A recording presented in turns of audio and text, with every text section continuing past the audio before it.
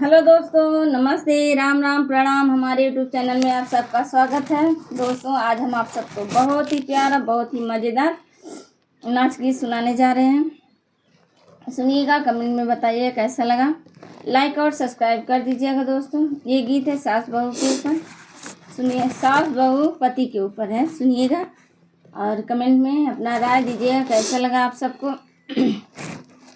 लवंग में बीने चुनी सासू के जगवलो, उठाओ सासुना हो, उठाओ सासुना।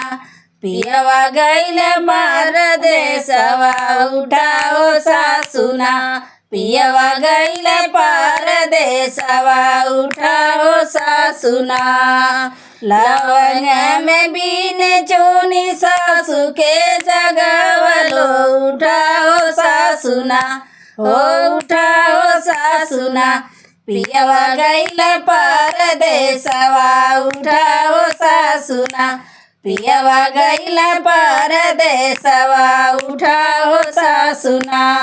किया मोरी बहुआरी जेवना बिगाड़ल, किया हो बहुअरना हो, किया हो बहुअरना। से जिया झगड़ा मचावलू, किया हो बहुअरना। से जिया झगड़ा मचावलू, किया हो बहुअरना।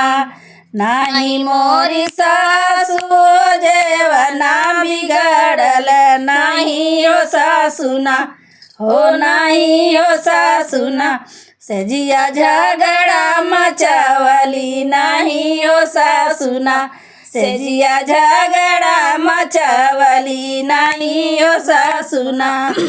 लवंग में बीने चुनी सासू के जगवली, उठाओ सासुना हो, उठाओ सासुना।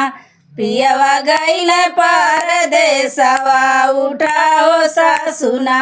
पियवा गइले पार देसवा, उठाओ सासुना। दलिया परोसत एक छीट जे पड़ल, वही हो गुणवाना हो, वही हो गुणवाना। पियवा गइले पार देसवा, वही हो गुणवाना। पियवा गइले पार देसवा, वही हो गुणवाना। मैया धैली गामछा, बहिनिया धैली पगड़ी, धना धैली ना हो, धना धैली ना। उनकर लौंग भर डेलरी, धना हो धैली ना। उनकर लौंग भर डेलरी, धना हो धैली ना। लवंग में बीने चुनी सासू के जगवली, उठाओ सासुना हो, उठाओ सासुना। पियवा गइले पार देसवा, उठाओ सासुना। पियवा गइले पार देसवा, उठाओ सासुना। छोड़ा माई गामछा, बहिनिया छोड़ा पगड़ी, धना हो छोड़ाना। हमारे डेलर भाल डेलरी, धना हो छोड़ाना। हमारे लवंग बार डेलरी, धना हो छोड़ाना।